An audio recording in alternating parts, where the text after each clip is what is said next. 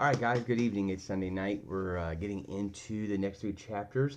A few little housekeeping updates. Number one, I know you guys are probably wrapping up your test right about now. You should have about 2 hours until that is due, 11 o'clock tonight. So early scores look good. Looks like a lot of you guys are getting this. Like I said before, if you have questions, email me. I know there's about 6 of you who have. Unfortunately, I was kind of out of pocket this weekend, and so I am now just getting caught up.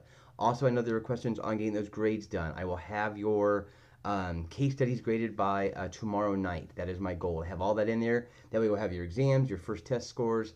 Your exams, your case study, as well as we'll have to be up to 3 discussions. We'll have them all graded by tomorrow night. You guys should have a real good snapshot of where you're at in the class. Any other questions beyond that? Again, as always, email me. I do my best to fire back as soon as I can. I know I've been a little bit slow. We're going to speed that up here. Just again, new job, new position, getting pulled in a few different ways. But again, we'll be on top of that from here on out. So let's get into play 6.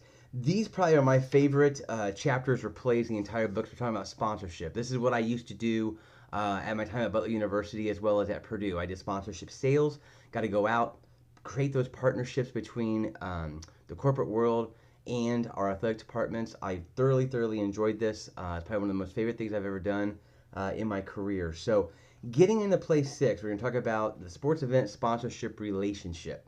Okay, and we've kind of already hit on it once before. We are always looking for that win-win situation, and it has to be that.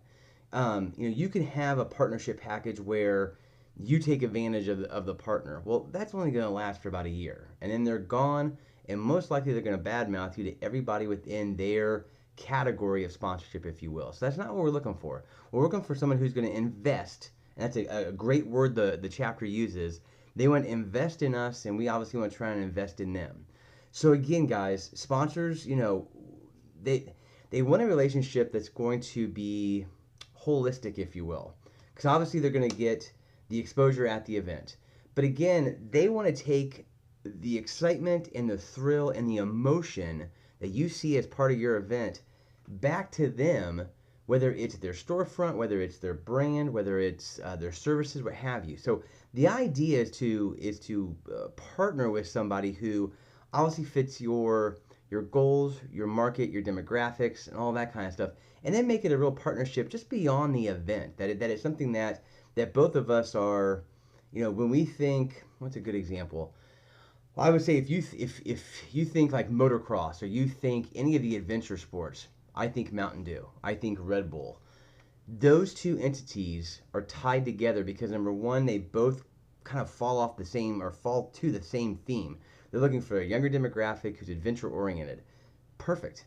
Okay, there's a real partnership there. And it goes beyond those events that they're a part of. It goes well beyond that because each one of their identity is tied to that, and it makes a nice partnership that can be taken away from the actual event.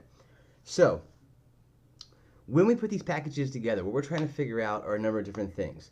What's the value to the sponsor?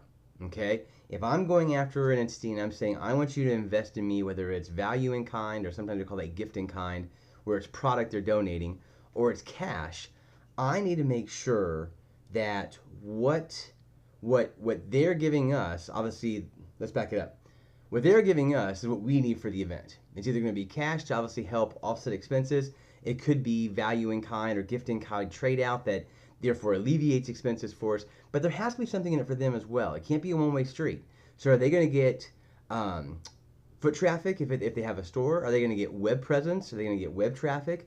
Are they going to get exposure? Are they going to be able to tie into a group maybe that brings out their community awareness?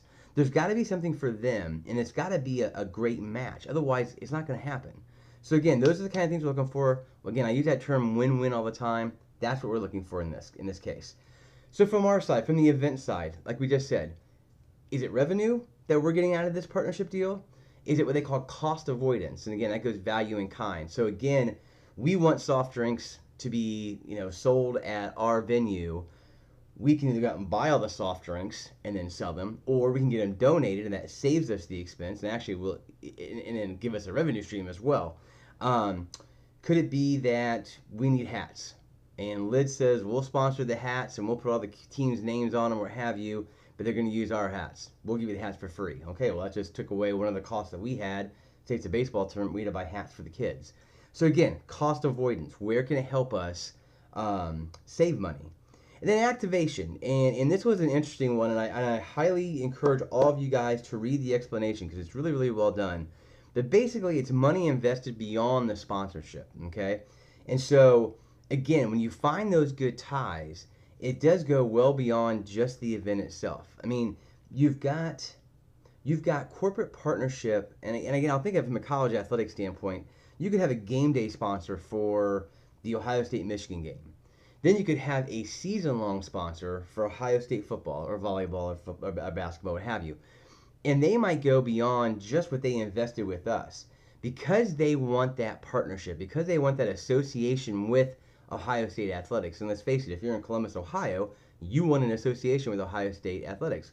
Alums tend to purchase from who supports their alma mater. So now I'm not just investing that partnership deal. And again, that partnership deal, let's say it's $250,000. Okay? And I'm spending that money and I'm getting tickets, I'm getting billboards, I'm getting whatever. Besides that, because I really want that association, I'm tying it to other advertisement that I'm putting on.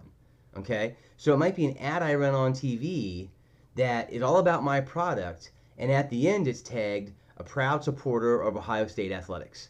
Now, Ohio State just got a free ad basically.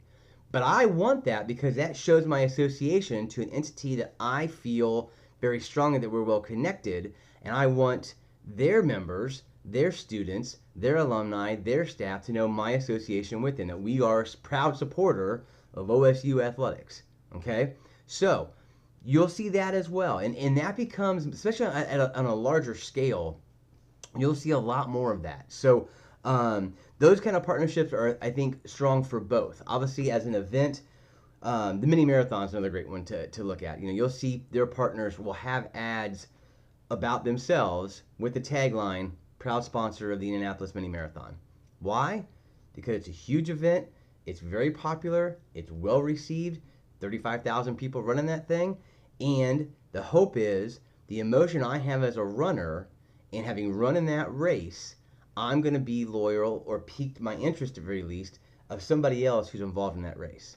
So we're trying to take the emotion and take the emotion of the event and transfer it over to me as a corporate partner. So that's what we're seeing from the event side. Now, what are the sponsors looking for? Well, again, Book does a fantastic job. Figure 6.5 really lays out where they have their benefits.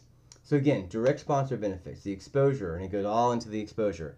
The customer hospitality, event tickets, reception parties, a chance for them to entertain their own clientele, okay? Sales opportunities, direct sales, product demonstrations, sampling opportunities, web links from the event website. If you go to the Mini Marathon website, I guarantee you every single one of their sponsors has a link from that page to their page, okay? And there may be a special discount if you're a Mini Marathon participant. And then obviously there are associate benefits as well. You could be the exclusive sponsor of the Indianapolis Mini Marathon for your category, okay? So again, you will see that a lot, especially when it comes to sports apparel. One of the bigger deals that just came out a couple years ago, Notre Dame went from Adidas, who they've been that way for years, to Under Armour. Under Armour just hammered that every single broadcast. Under Armour, the official product supplier of Notre Dame football, and you saw commercial after I mean, they even went in to show you how they made everything. They had special jerseys for the game that I believe was at Fenway, and they were playing Boston College, and every other commercial seemed to be Under Armour showing you how they made the special green jerseys for that game, or the special shoes, or the special gloves. You know, you put your hands together like this, and it says Irish or something. So again, that exclusivity they want to take advantage of. Notre Dame's not paying them anything for those ads, but Notre Dame has said because of your sponsorship, you're exclusive and you can promote that, and that's what they're doing. And Notre Dame obviously gets the benefit of it. So, and again, pass-through rights, prestige, reputation. Pass-through rights are unique ones, and that one's got to be very, very closely watched in the sense of what's the best way to describe this? So let's say I am Monarch Beverage, and I am an official sponsor of IUPUI basketball. Part of maybe the pass-through is I get passes to the hospitality room, or I get so much signage. But on that signage, I want to take care of one of my own, and I want Budweiser up there, or I want, um, you know, again, name an alcohol. Okay, the university has to be very careful to make sure that, okay, Monarch, you're a sponsor, but maybe we already have Anheuser, or we have Coors over here. So we know you want to pass through this, but it can't conflict with what we already have. So you've got to have those conversations to make sure that the sponsor understands where they can go in bringing on a third party, if you will. Okay? Or it could be one of their clients. Okay? And again, that's a balancing act. So again, those are the kind of things you're going to want to watch very closely as they get their different packages. So now again, this chapter does a great job of using the word invest, and that's exactly what it is, you guys. We want our sponsors to invest in us. We don't want them to buy anything. Buying means there's a beginning to the process and ending it. I get my product, I walk away, the transaction's over. That's not what we're looking for. Most of the events you guys are going to put on are going to be put on more than once. Okay, whether you work in professional or collegiate athletics, where you're doing 10 NFL home football games, 16 NCAA basketball games, 12 women's soccer games, what have you, you're going to have consistent year after year after year, game after game after game. We don't want them once. We want them for the lifetime. Okay, and that's what we're talking about investing. So when we look at the sponsorship and the event relationship, the idea is that, again, they have to come away with thinking that the money they invested in, the return they got was well worth the investment, and that they want to come back year after year after year. Trust me, you don't want to have to go after sponsorships every single year. Okay, it's hard. If you can lock people into multi-year contracts, that's what you want. But if you can get them for that first time and they find there's a connection, they find that there's a benefit from it, they find again that their investment, there was a huge return, they're going to stay with you as long as they continue to see that return. So now, to do that, you have to know your sponsors. And again, the next three chapters do a fantastic job of how you will go into knowing your sponsors. Again, you don't want to use, and we're going to talk about this here in a minute when we get into place 7 and 8, or 7 and 9, excuse me. We don't want that shotgun approach. Now, I'm going to touch on that here in a minute. But the idea is that we want to look at our sponsors and say, okay, here's what they're about, and here's what we're about. And you know what? Our two mission statements, if you will, cross over, and they kind of mean the same thing. This is probably somebody who'd be willing to invest with us. You know, they want to see, oh, what's a good example? Well, shoot, you can, as simple as a library, okay, a government agency like that. We're going to have a baseball tournament. We want to hype up youth activity from the active standpoint to the education. We're going to tie the two together. Well, who are we going to get to tie in with that? Well, obviously, again, a library would be a perfect one. Pearson Education. From the baseball side, we might get Lids. So you begin to find people who have a theme in what they believe in from their core values that match up our event, and we want to tie them together. Okay? Again, we're not going to go after somebody who is just the opposite. Okay? I'm not going to go after a cigarette company to sponsor my basketball team at the collegiate level. I'm probably not going to get alcohol to sponsor my basketball team at the collegiate level. Why? Because those are two entities that tend to have issues with flip-flop. College campuses seem to have issues with those two entities, okay? Again, we talk about the health of smoking, and alcohol on college campuses is something that's been discussed and worried about for the last 100 years. So we have to make sure that when we bring the two entities together, that partnership makes sense. And that's where we dig deep, okay? You're going to talk to them. You're going to research them. You're going to see what else they're involved with. What kind of community involvement do they have? Is there a match between these corporate people and us? And if there is, let's bring them together, okay? So that's the end of place 6. Going into place 7, bear with me just a minute. I'm going to take a quick drink here. And some of you may be realizing that I am sunburnt. That was because I spent 2 days on a field in Mooresville watching my youngest son play baseball in 90-degree weather. So, and along those lines, and I'm not sure if you guys can see this, that's the ticket from the event this weekend. Okay, and I talk all the time about how it doesn't have to be the Super Bowl. It doesn't have to be the Final Four. It can be 8 under baseball tournaments, okay? And you're still going to use these same basic principles that we're talking about. Now, the one thing that caught my attention on this ticket, I'm going to hold it up one more time if you guys can see it. you'll notice those top three, the top four are beer companies: Miller Lite, Coors Light, Budweiser. Now this was a tournament. I think the oldest group was 11U, so 11 and under. Obviously, this ticket is being used for adult leagues as well as kids leagues, but that's something to consider. Okay, and again, what's the image you're portraying? I'm wondering maybe if these tickets weren't donated from. You guys couldn't read it. It said Indianapolis Sports Park 30th anniversary. So again, I wonder if all the Indianapolis sports parks were giving these tickets to use, if you will. But again, is that the image you want to portray when it comes to a youth tournament? Could parents have been turned off by that? Here we are advertising alcohol, to 8-year-olds. Not really what I want for my kid to see. So, does that hinder people from, getting back involved with this tournament again? So, again, guys, we talk about the things sponsorship-wise, what we're going to be concerned with. Don't think that it's just at that upper level, okay? This goes all the way down to your youth sports, to your community-oriented type groups, okay? All of this has to be taken into consideration. So teaming with sponsors, play 7. Okay, so we're going to talk a little bit about the cost of selling and fulfilling sponsorship packages. And again, if you guys look at figure 7.1, they do a tremendous job of laying out where your expenses are, okay? So we think about selling these sponsorship packages and what it takes, okay? You've got sales commission, you got sales expenses. Now, these will vary depending upon what level you're selling at. If you're selling this baseball game, you probably aren't getting commission on the sale. You're probably one of the event organizers who's going out and finding sponsorship. However, we are taking up someone's time. There is sales expenses, okay? If I'm entertaining somebody, okay, I take out the guy who owns who manages the Four Steak and Shakes in Mooresville. There's a cost to that, okay? There's a cost to any kind of premium items or gifts or thank you notes.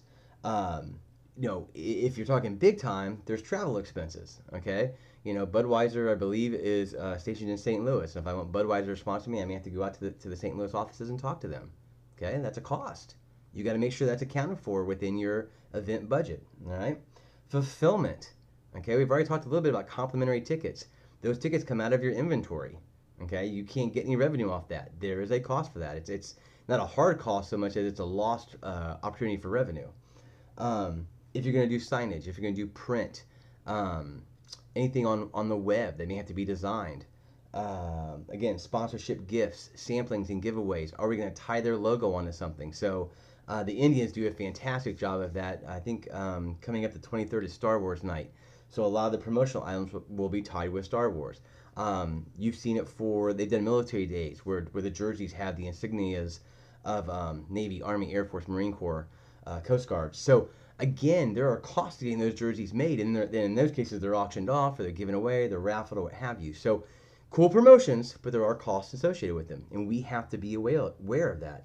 So again, great job in the book laying that out for you guys. Now, when we get into the sales process, this is, I think, where a lot of time can be saved, and where I think a lot of inexperienced event managers or even event marketers tend to waste their time. So again, the first one, qualifying. Okay, we have to know what we're going after. And again, and we talked about just a few seconds ago, we don't want a shotgun approach. I'm not just going to put down on a piece of paper, I'm looking for corporate sponsors for this event and send it out to 8,000 companies. They're not going to read it. They're going to delete it.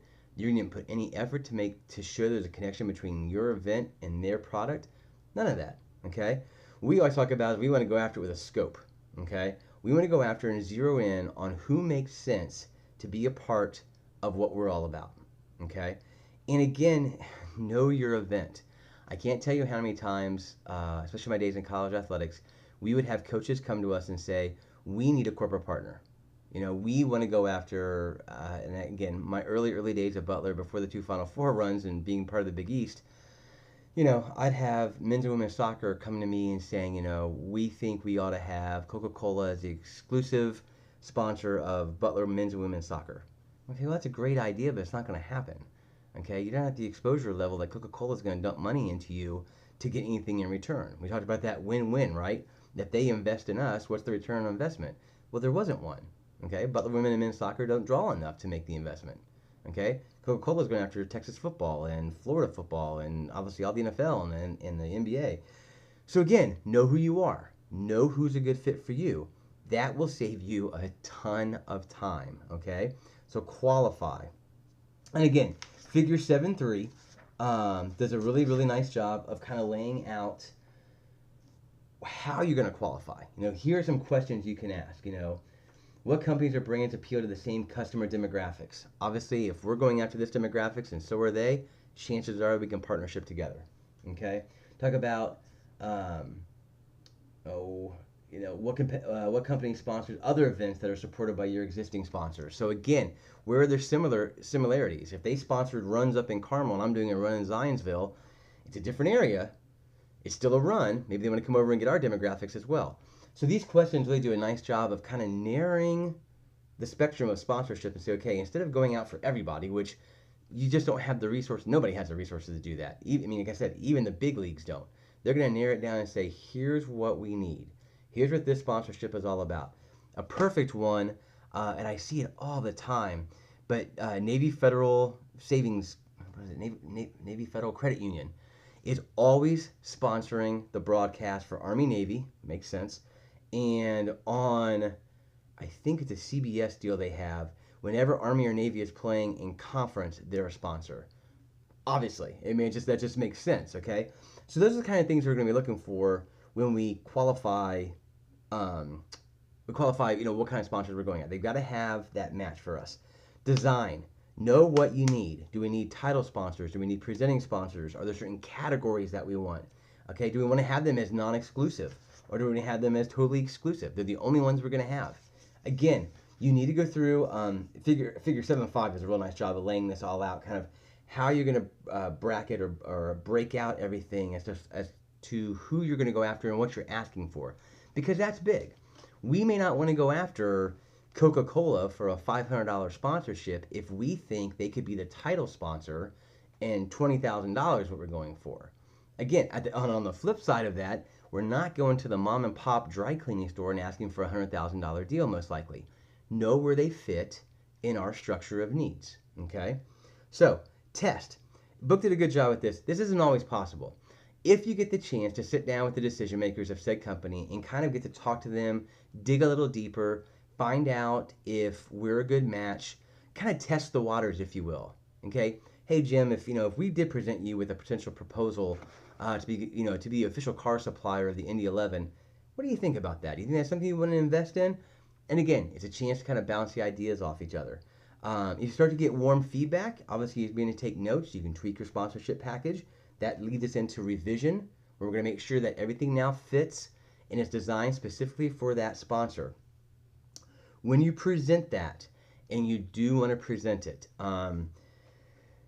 you got to remember these marketing guys are being bombarded on a daily basis from the community level to the high school and college level, all up to the professional level. People have their hands out and are asking for something. The good ones are showing again where, yes, we're asking for this, but here's what you're going to get back in return. And the only way you can really do that is, the only way you can explain yourself, get the client to feel the emotion of your event, to answer questions, obviously, is to get in front of them. So again, it typically is not just going to be, I'm sending you my sponsorship deck, and you're going to read it and go, yep, I'm good. Rarely, if ever, does that happen, okay? Typically, you're going to want to get in front of them, whether it's in an office presentation, you've entertained them for lunch, you brought them to your place, you've gone to theirs, but you want to present your ideas, and you want to be able to answer questions, okay? Especially if you find out that in your research, maybe you got something wrong. Maybe we thought they were really, really heavy web-based, and that's what we thought they'd want, and so we kind of made this more web-based oriented, but like, you know what? We're really strong on the web, but the one place we're weak at is the radio. Talk to me a little bit about what radio options you have. Okay, now I got to tweak it again, okay? And you can only do that when you're right there, okay? If they're just reading it, they can't bounce off the question for you. Okay, and lastly is a close. Okay, you should have made all the changes that you're in there. I'm sorry, I'm going to step back one more time. When we present, the book does a great job of kind of laying out how that presentation should work. Okay, with again, figure 7.9, your overview, your introduction, the event, the opportunity, and our next step. Next step is key, and guys, I have used this in sales, not just in the athletic world, but obviously in the hotel sales world as well. I always conclude in the hotel sales world, our presentation is usually called a site tour. And I brought you into the hotel. I'm showing you our overnight rooms. I'm showing you where your meeting space is going to be, how it's going to be laid out, what the walk is from the rooms to your meeting space, what the flow is. Here's where your food and beverage function is going to be. That's our presentation. It's called a site tour. Okay. And when I'm done with that site tour, the number one question I always ask is, well, I ask two. Is there anything you saw today that you think that would prevent you from bringing this, in this case, their event to my venue? The answer typically is no if I've done it right. Okay? Then I'm going to ask, what do you want my next step to be? Are you ready to sign right now? Let's do it. Do I need to tweak something? You got to see one more venue? All right? We want to have a call to action. We want to have our steps laid out so it's not just up in the air, okay? They might say, you know what? This all looks fantastic. You were the last presentation we got to see today. We're meeting with the board on Wednesday. We should have an answer on Friday. Why don't you call me back on Friday and we'll have that answer for you. I've got my steps, okay? And then my hope is to close the deal on Friday, okay? So again, the book does a nice job of laying that out and kind of how that all flows through. So going about that, we talk about the decision-making process of the sponsorship, okay? And again, you go to 710, and again, just talking about the do's and don'ts. And we kind of hit on a lot of these, okay? Doing your homework, including the sponsored agency if they've got one, or an influencer. It could be that, like I said, Monarch Beverage is bringing Anheuser-Busch to the table. We need both of them involved, okay? Make sure we treat everybody the same. They're all valuable because one may influence the other. So, things you don't do. And most of this is pretty basic, guys. We don't just send a general proposal to somebody, okay? Everybody's not a round peg that goes into a round hole, okay? Everybody is different, and we have to understand that. We have to make sure that it's personalized to them. We've put some thought into it. We found some ties that we think are good for both of us to take advantage of, and here's how this partnership's going to work, okay? And again, you want to sell them something unique. You're not looking at putting a cookie cutter package together, all right? We want to show them that of all the events out there, and let's face it, there's hundreds of thousands of events. Why should they partake in ours? Here, I'm going to show you why. Here are the things that we're unique and you're unique, and here's where we match. Okay? So, again, 710 does a real nice job of that. So again, remember too, when you guys are giving your presentation and the decision making goes on, I might present to the director of marketing, and he might have three corporate sponsorship packages in front of them. They only pick one. Either they're sponsoring Marion this year, IUPUI, or U of I. Okay, Uvindy. So he's got all three of them. He's heard the presentations. He may not be the final decision maker. He may have to go up to the president and say, here's what we've been told. Here's who I think we should go with. What's your call? Okay? It could be a committee. Okay? You just don't know. So again, one of the questions you want to ask is, who am I presenting to? Who's the decision maker? Make sure you've done your homework. Okay? So now the other thing, talk about your sports event sponsorship evaluation checklist. A lot of words. Look at figure 7.11. Okay? It's going to lay out kind of what the sponsor is going to be looking at. Okay? What they're going to look at and say, okay, how does this, increase my target audience? What's the mass reach and appeal? What are the opportunities I have? Okay? Again, how can I affiliation with the event extend into other markets, business opportunities? Is there a compelling broadcast platform? Is it a good brand fit? Is it cost effective? Are there pass-through rights? These are things they're looking at. So guys, if we have an idea of what the sponsor is looking at, we want to address all of those in our proposal, okay? To make sure that they understand we've thought this through. Here's where we think you benefit. You can see where we're going to benefit at. That's why it's a good partnership, okay? So once that's all done, once you finalize the deal, once you've got the sale, once you've got them to sign on the line that is dotted, you got to service your sponsors. Guys, there's no bigger mistake to make in sports marketing, sports event management than signing somebody on and forgetting about them, okay? Can't do that. We want them involved. We want to present more value than they think they're going to get. So we've got them signed. Our planning continues on, and lo and behold, all of a sudden, Peyton Manning decides that he's going to go ahead and be the ambassador of our event. and he's gonna kick the event off by maybe it's a 10K. He's gonna wave the flag or sound the blowhorn. He might even run the first 2 or 3 miles. Opportunity. Hey sponsors, how would all of you guys like to run that loop with Peyton? And we're gonna have a post-race reception only for sponsors. Peyton's agreed to this. Added value. Okay. And hey, by the way, those guys are all football fans. Maybe they work within the hospitals, so they know Peyton's involvement with Children's Hospital. You find all those ties, and again, more value added. I've serviced the sponsor. I've kept them in the loop. I gave them more than they wanted. Okay, we keep their best interest in mind as things develop. We obviously thank them on a regular basis. We make sure that if anything has changed that might affect them, we keep them in the loop. Okay, those are all things that are incredibly key. All right, so we're going into play 9. Alrighty. And now we're talking about activating the sports event marketing plan. So, guys, once we have an idea, okay, so we have our event, and we've got to put together how we're going to promote ourselves, right? How we're going to market ourselves. And this goes on a number of different areas, all right? And the one thing that I loved about the book, Figure 9.1, and bear with me as I pull it up in front of me, kind of lays out how we can plan our, I'm going to back up, guys. Sorry. I'm stumbling on my words. How we lay out our marketing plan, okay? Now, marketing is a combination of a number of different things, right? There's direct selling. That's me calling out to you and asking you to buy your tickets, okay? Or having a booth set up at said function, trying to get ticket sales moving, all right? We have the event marketing of itself. We're marketing just the event. We have publicity. People who are partaking in the event. Maybe it's a friendly versus USA Soccer and the Indy 11. And USA Soccer said, you know what? We'll send 3 of our guys to do publicity with 3 of the Indy 11 guys, and we'll do radio spots. We'll do live remotes. We'll do TV live remotes. We're going to speak at halftime of a Pacer game, but we're going to get publicity out there. Okay, that's a whole different animal, right? Promotion. How are we going to promote this? Okay, are we going to tie it into different things? Are we going to have it? Tickets are for every. They used to have inserts. I think they still do this for like Pepsi. You buy a 24-pack. There's an insert between the 12 and 12. On that insert is a buy one get one free ticket. Okay, is that one of the promotions we're going to do?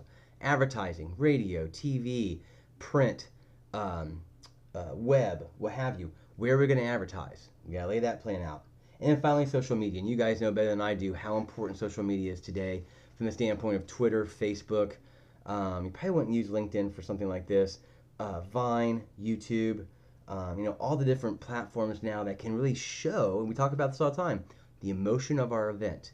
Okay, YouTube's perfect for that, as is Pinterest, as is what's the new I'm blanking, guys, but the photo pages where you can capture the excitement, capture the environment, those go a long way.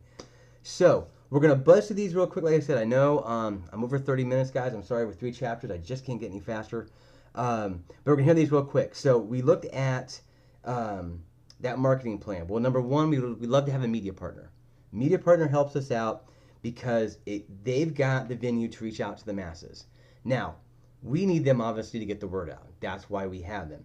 The media partner, though, is obviously looking for 2 things. Basically 2 things. They need viewership, okay, because viewership leads to advertisers. The more eyes that are on their broadcast or reading their newspaper or clicking on their website, the more then advertisers want to give them money to put their product in front of those people. Okay, so basic and simple. But they also want to show the community that they have, that they're kind of tapped in, if you will. Okay, so I think it's THR that does it. Your Indianapolis leader when it comes to all things athletics or sports, or the first to 6 News Tonight, the whatever the catchphrase is. But they're always trying to absolutely show the community, we're your resource. Come to us for news. This is where you're going to find out about everything, whether it's sports, government, what's going on in the day, entertainment, weather, what have you. That's what they're trying to do. So the other thing when they get involved in these events sometimes is that they might pick up a demographic that they don't typically get to, okay? And maybe they're trying to grow, okay? I have no clue, but let's just make the assumption that people who watch the 6 o'clock news fall within the ages of 40 and 85, Okay, probably a safe assumption. They want the younger base. They're trying to build that base earlier. We want the 20 somethings, okay? Because once we get them at 20, they're going to watch us till they're 85, okay? They're trying to get that loyalty. How do they get involved with an event that presents them to that demographic? Maybe it's our event, okay? So that's kind of the way they're thinking about that. Now, with our media exposures, we're still trying to get that call to action, okay? So however we use our media partner, and whether that is basic advertisement, if they're just doing, again, we talk about radios doing live remotes for us, those kind of things, we want a call to action. Buy tickets, come to the event, be involved. Maybe we need volunteers. We're going to pump that message one time. Or maybe this event has a tie that is a fundraising or a community involvement. We're going to push that message. So our media partner is huge because obviously they can reach masses that we alone could not. This is, when you work with the media, obviously, when you buy advertisement, that's one thing because you control what the advertisement is going to be. But if you want them to follow you, you need those special interest stories as well. So again, do we have a compelling story? Do we have something that touches on the heartstrings of the community? Do we have somebody overcoming tragedy or what have you? Or is it just a great story about, camaraderie and teamwork and the way they've all worked together? Zionsville baseball team had a great story this year. They lost in the state finals on the last play of the game. But that team, the 11 seniors had played ball, I want to say, since they were 10 years old together. Again, that's a great story. You can branch up on that forever. So that will attract the media to tell that story. It's compelling, okay? So we talk about event promotion. So there's the media. Talk about event promotions. Media and sponsors alike want promotion that draw attention, give customers info, and increases awareness. So when we can put together those kind of promotions, then, it helps everybody involved. So again, look at figure 9.5, okay? It's going to talk about sales, awareness building, and the tune-in, okay? So when we put these promotions together, those are the three categories we're trying to hit into. So the key message in the sales is the value and urgency. Discounted offer, specially priced family packages, premium giveaway, bounce back coupons, okay? Act now, act now, act now. Okay, and there's value. If you act now, you get the 2 for 1. If you act now, you get the special family prices. We want the sales, but there's a sense of urgency that if you want to take advantage of this now, you're going to pay full price for it later on. Okay, awareness building. Okay, this is an inform and excite. Could be free ticket giveaway. Okay, you see those on the radios all the time. Hey, Bare Naked Ladies came just 2 weeks ago.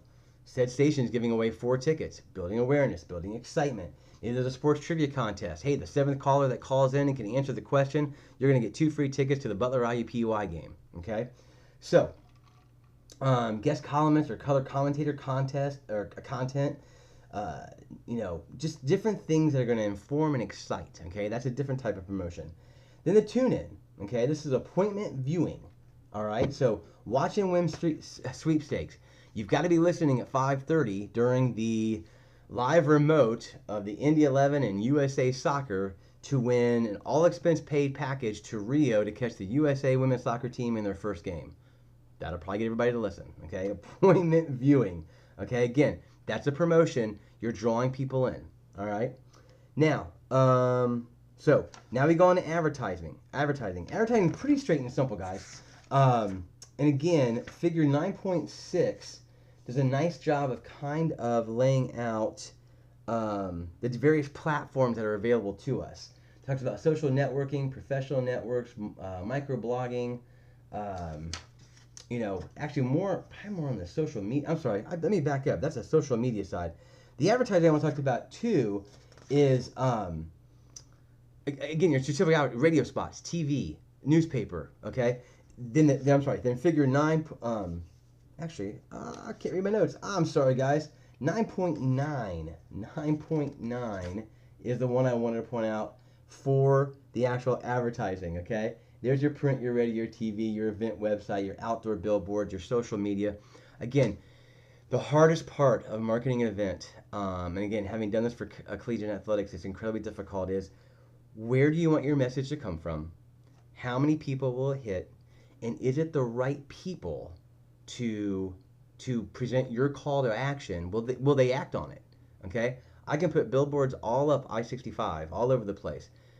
But if that's not where my fan base is, or people who are interested in my product, then it's not going to matter. Okay, I could bombard social media, but if this event does not appeal to the people who are on social media, it doesn't make any sense. Same thing with radio. Am I going to advertise on talk radio? Am I going to advertise on country, uh, uh, rap, hard rock, oldies? Where's my demographics? Where's my fan base? Where's my buying, my buyer at? I got to advertise to those people. So that probably from an event standpoint, when it comes to marketing and promoting your event, is probably one of the hardest decisions to have to make, is where you're going to invest your advertising dollar. Most events have a limited amount. Again, we talk about being pinpoint when we talk about sponsorship. Advertising is no different. You've got to do your research, guys. You have to know what the bang for your buck is. Okay? How much viewership do they have? Where's the radio band going to?